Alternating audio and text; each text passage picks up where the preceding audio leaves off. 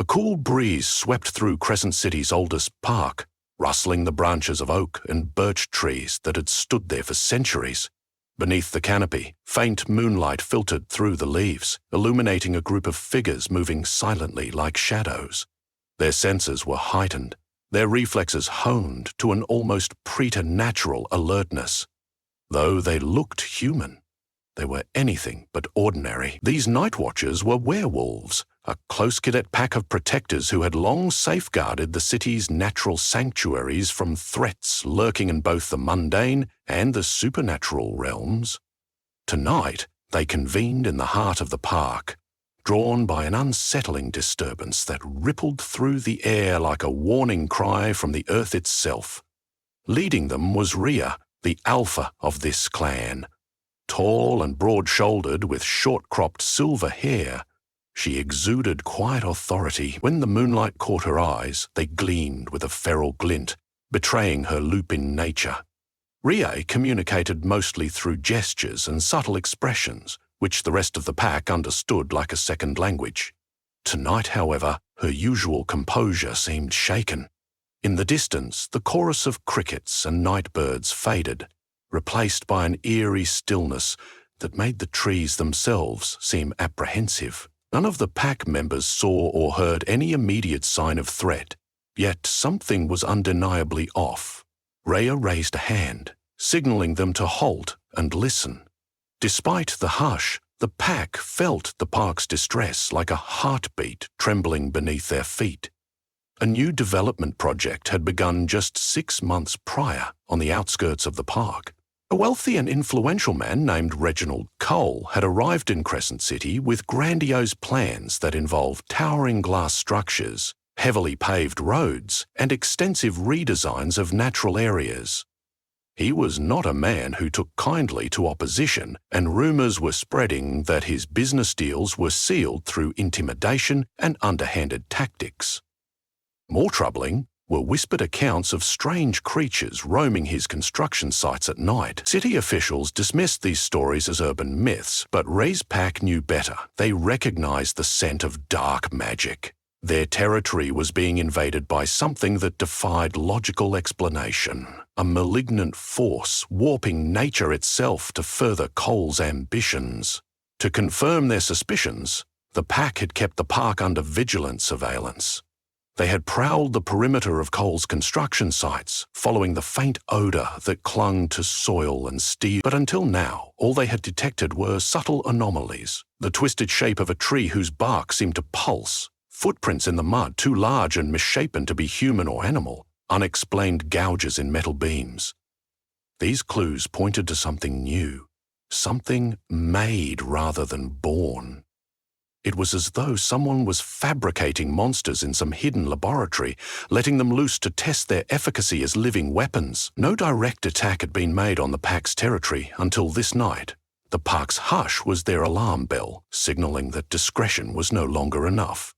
They found their answer near a moss-covered statue deep in the woods. The statue was an old landmark that had stood in memoriam of the city's pioneers. Now, it was partially shattered.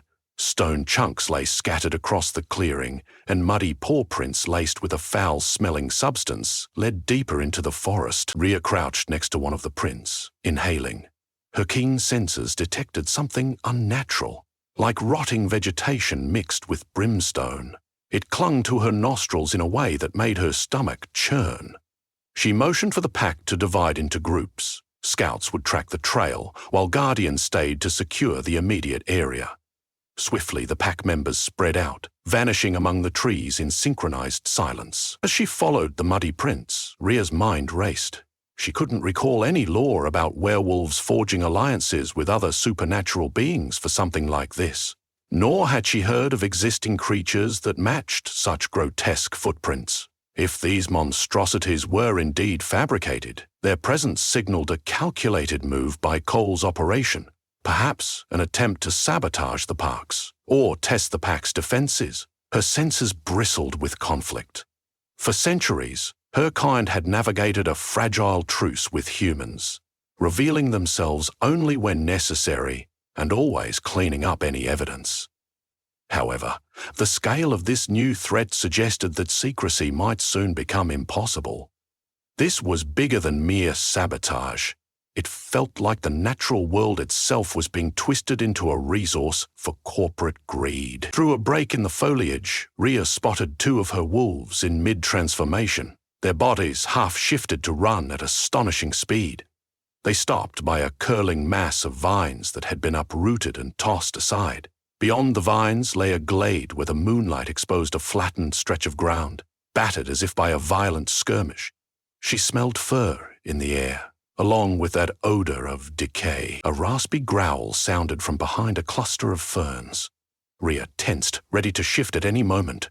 She could feel the ripple of her own power stirring beneath her skin. Emerging from the shadows was a hunched figure, vaguely wolf-like but horribly distorted. Its limbs were elongated, claws twisted, and eyes gleaming a sickly green. The beast looked like it had been molded from a werewolf template but robbed of grace, replaced by some malignant force. One of Rhea's scouts let out a hiss, eyes narrowing in recognition. This was not a typical shapeshifter. If left unchecked, it would terrorize the city, giving Cole the pretext he needed to secure more funding and political support, presumably under the guise of public safety. Rhea gave a sharp whistle through her teeth, and two of the pack flanked the beast, inching closer to corral it. The abomination snarled and lunged, bearing fangs that dripped with a strange black ichor. A heartbeat later, Rhea leapt forward, seamlessly transitioning from woman to wolf. Her limbs lengthened, her musculature expanded, and thick grey fur emerged from her flesh. Her snout elongated, revealing razor-sharp teeth. The transformation took mere seconds, and once finished, she remained poised like a coiled spring. With a thunderous snarl, she locked eyes with the monstrous creature.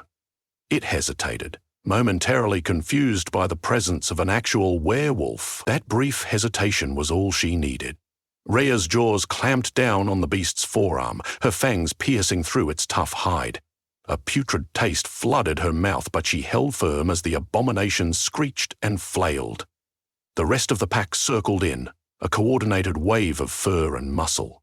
Together, they pressed their advantage, driving the creature back toward the center of the glade. Yet, it refused to yield. It was stronger than they expected, its twisted form granting it unnatural resilience. Slashing claws and snapping jaws created a cacophony of growls and howls. Trees shook from the impact of colliding bodies. Finally, one of Rhea's lieutenants, Kel, who had transformed into a massive sandy-brown wolf, lunged at the abomination's neck. He pinned it down with jaw strength that could snap a steel beam. The creature's limbs flailed for a moment, then went limp with a final, pained roar. A sickly black fluid trickled into the grass. No sooner had the beast stopped thrashing than the ground beneath it seemed to curdle. Vines shriveled, and a radius of wilted vegetation fanned out like a dark stain. The pack stepped back, uneasy. They witnessed the remains deteriorate rapidly, as though something in the creature's biology resisted returning to nature. Eventually, all that was left was a mass of foul slime and a few sharp shards of bone or cartilage, unlike any werewolf remains they had ever seen. Rhea retreated to human form, panting, her mouth dry with the aftertaste of that poisonous flesh. She wiped her lips with the back of her hand, glancing at her pack to ensure everyone remained uninjured. Kel was limping, a gash on his thigh from one of the monster's claws. Another pack member had a deep scratch across her torso. Rhea ordered the group to gather any salvageable remains and carry them back to their safe house. They needed to analyze whatever tissue samples they could before it completely degraded. No one questioned her orders. The pack had always been her family, as much as they were her soldiers. Besides, they wanted to know the truth behind this abomination, and they wanted to ensure that they remained prepared for whatever came next. Later that night, the pack's safe house, a converted brick warehouse on the edge of the city, buzzed with tense activity. The building served as a community centre for the clan, doubling as a small clinic and command post. Ember, the pack's medic, cleaned Kel's wounds with an herbal salve, specially concocted for werewolf healing. Around them, tables overflowed with old tomes, laptops, and jars containing various powders and extracts. A separate workstation held a small sample of the black residue collected from the monster. Ember wore latex gloves and a concentrated frown as she tested the residue with droplets of chemical reagents. Each reaction fizzled or bubbled with an ominous hiss, confirming the substance's unnatural composition. Rhea observed from across the room, arms folded. She thought of Reginald Cole and his rumoured back-alley dealings. Could he have aligned himself with dark practitioners? Or financed genetic experiments to create these horrors? The question gnawed at her, fueling her growing anger. Another one of the pack, a wiry, tech-savvy man named Miles, tapped away on a keyboard, scanning camera footage of Cole's construction sites. Hours of recordings showed suspicious shadows moving near heavy machinery at odd hours. The images were too grainy for Miles to identify much, but the shape of these creatures matched the abomination they had just killed. Eventually, Emby beckoned for Rhea to approach the station. She held up a sealed vial containing a diluted sample of the black ooze. "It's some type of mutagen," she said, her tone grave. "It's laced with trace amounts of arcane residues. I can't identify the exact blend, but it's definitely the product of someone mixing science with sorcery." She handed Rhea a sheaf of notes scribbled with chemical formulas and cryptic runes. "Whoever is behind this has impressive resources. This kind of research requires specialized labs and knowledge of how to harness mystical energy." Rhea's throat tightened. This was more alarming than she'd expected. A single monstrosity was one thing, some misguided experiment. But if Cole had the means to mass-produce these creatures, Crescent City, and by extension the entire region, would be in jeopardy. The pack was duty-bound to stop it. They would not allow nature to be twisted into a grotesque weapon for profit. Rhea's gaze swept over her pack, wounded yet unbroken, determined to protect the city that was unaware of how close it stood to catastrophe. They had to take the fight to Cole's stronghold. Reacting passively was no longer an option. By the time dawn approached, a plan was formed. The pack would infiltrate Cole's newly constructed facilities under the guise of an environmental protest. A peaceful demonstration by day, orchestrated by trusted allies among the city's local activists. Under the cover of that public spectacle, a smaller strike team led by Rhea would slip inside the most restricted parts of the buildings and gather evidence of wrongdoing. Plans for infiltration and sabotage were meticulously discussed. They would not kill humans unless absolutely necessary, but any monstrous creations lurking in the shadows would be eradicated with prejudice. Enough was enough. The next morning, Crescent City's local news channel broadcasted footage of dozens of protesters marching in front of Cole's corporate tower. While picket signs waved and slogans were chanted, Rhea's strike team made their move. Wearing hooded sweatshirts and blending in with the crowd, Miles, Ember, and Kel slipped away from the main demonstration. They found an unguarded side entrance next to a row of dumpsters, quickly picking the lock and vanishing into a dimly lit corridor. The acrid smell of floor polish and synthetic materials hung heavy in the air, a stark contrast to the fresh scents of soil and greenery they preferred. They navigated the labyrinth of hallways, guided by data Miles had gathered. Reaching an elevator coded for authorized personnel, they forced it open with a specialized hacking device. The elevator descended to an unmarked sub-basement. As they stepped out, the ambience shifted drastically. Fluorescent lights buzzed overhead, and the hum of advanced machinery reverberated through the walls. They passed labs filled with cages and curious contraptions that injected glowing fluids into small, mutated animals. A wave of revulsion swept over the pack members. Each chamber revealed a new layer of horror. Animal experimentation, ritual circles carved into concrete floors, and menacing silhouettes sealed behind reinforced glass. Finally, they arrived at a secured door marked with cryptic insignias. Miles worked his usual magic with the keypad, his slender fingers moving in rapid, purposeful movements. The door hissed open, revealing a lab that reeked of the same foul stench from last night. Long tables held sheets of notes, half-empty vials and hunks of grisly tissue samples. In the center of the room stood a tall glass cylinder, thick wires and tubes pumping a luminescent green fluid around a grotesque hunched shape submerged within. Its elongated limbs and black eyes sent a chill through the intruders. It was another abomination in the making. Suddenly, the lights flickered and an alarm blared. The overhead speakers announced a security breach in the sub-basement. Footsteps and gruff voices echoed down the corridor. Moments later, the door burst open. A squad of heavily armed guards clad in riot gear surged forward. Leading them was a tall, stern-looking man in a tailored suit, Reginald Cole himself. His icy stare swept the room, landing on the intruders. Without hesitation, he barked an order. The guards raised their weapons at the pack, forcing them to stand down. Kel tensed, eyes flicking to Rhea for a signal, but Rhea remained calm. Standing in the shadows with her arms casually lowered, as though unimpressed, Cole's lips curled into a thin smile. "I must congratulate you on finding your way into my little project," he said. "I've invested quite a fortune in pushing the boundaries of what's possible. You should have left well enough alone." He gestured to the vile creation in the glass cylinder. "The future belongs to those who reshape nature, not those who worship it." For a moment, no one moved. Then Rhea, revealing herself fully, stepped forward, her golden eyes flashing. She glowered at Cole. "You fool! You have no idea what forces you're tangling with." Even before her sentence finished, she launched into a fluid transformation. Her human silhouette vanished, replaced by the towering form of a wolf woman, teeth bared and hair bristling. The lab descended into chaos as Ember and Kel shifted as well, their clothes tearing at the seams. The guards opened fire, bullets ricocheting off lab equipment. Fear shot through Cole's eyes. Perhaps he had not anticipated the presence of actual werewolves.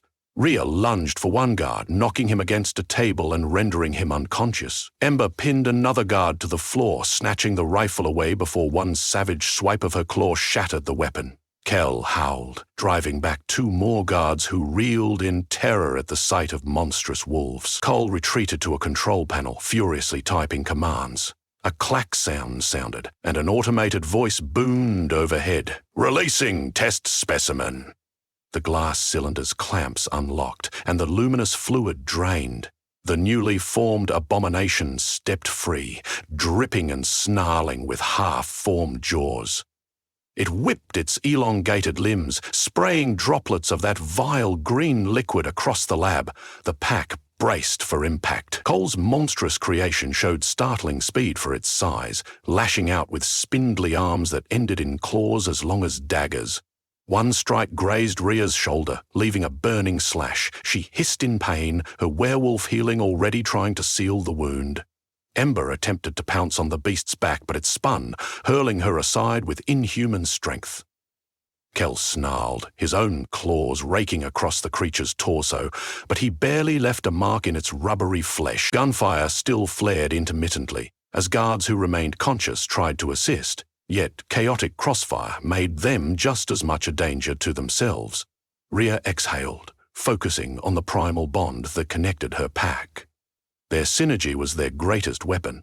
She circled behind the abomination while Ember and Kel distracted it from the front. Timing her leap precisely, she latched onto the creature's hind leg, sinking her teeth deep into its tendons. The beast staggered, screeching, and turned to counterattack. That was when Ember seized the opening, slamming both claws into the side of its head. With a savage twist, she disoriented it enough for Kel to go in for the finishing blow. He tore into its abdomen, ripping through flesh and tubes. The abomination stumbled, emitting a spine-chilling wail. Fluids gushed from its wounds, and it collapsed in a twitching mass. A nauseating odor spilled out. making the lab lights flicker as if the malignant essence within the creature tampered with the wiring. With his greatest advantage neutralized, Cole's confidence wavered. He took a stumbling step backward, searching frantically for an exit. Rhea, still in her werewolf form, snarled as she blocked his path. Fear and rage twisted his features. Her predatory gaze burned into him, silently demanding that he yield. But she stopped short of tearing him apart. Even in this savage form, she remembered that some lines could not be so easily crossed. Instead, she wrenched the control panel from his grasp and hurled it across the room, sparks flying. Miles, who had managed to stay in human form during the scuffle, confiscated a folder of incriminating documents from a nearby desk, stuffing them into a satchel. The evidence would be enough to implicate Cole in illegal experiments, deforestation plans, and supernatural tampering. Alarms continued to blare, and more guards were likely on the way, but the pack had what they needed. Ember snarled a warning at Cole, who cowered behind a fallen table, choking on panic. With a collective nod, the wolves bounded out of the lab, Miles sprinting in their wake. As they escaped through twisting corridors, the facility's mechanical lockdown doors began to Miles deftly hacked them open, one by one, until they finally squeezed through a service passage that led into a loading dock. Once outside, they melted into the maze of protesters and midday traffic. Sirens wailed in the distance, and news choppers hovered overhead. By the time security reinforcements arrived, the werewolves were gone. Back at their safe house later that evening, the pack gathered around a table strewn with digital tablets and reams of printed paper.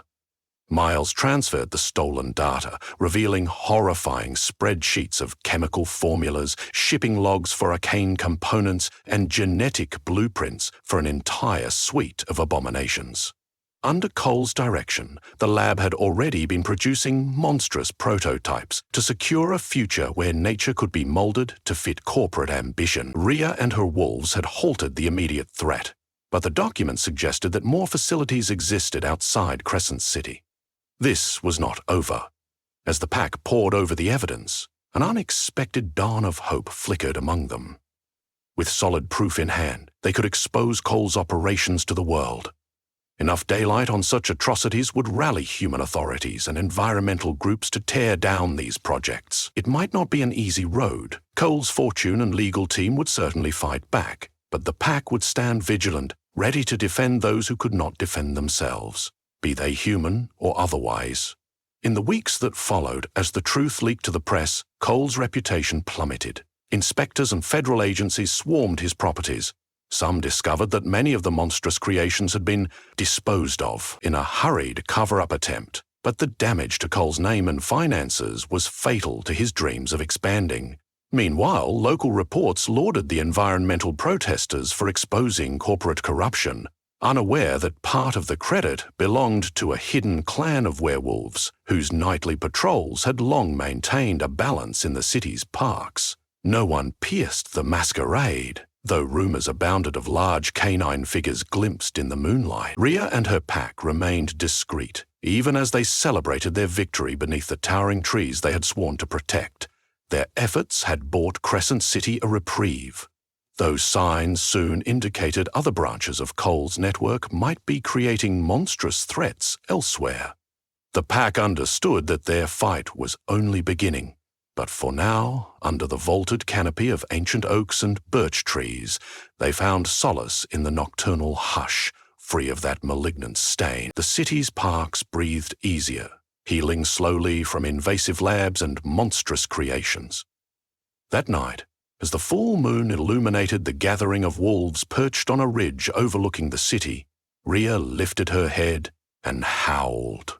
Her pack joined her chorus, voices echoing through the cool air. It was a call of triumph, of guardianship, and of solidarity, with the wild heart beating at the center of Crescent City. Though hidden from human eyes, the werewolves would forever roam the shadows, stepping forward whenever nature needed defending against those who would exploit it for greed and power. And so they kept watch, fierce, loyal protectors in a city that often forgot just how alive its parks and forests truly were.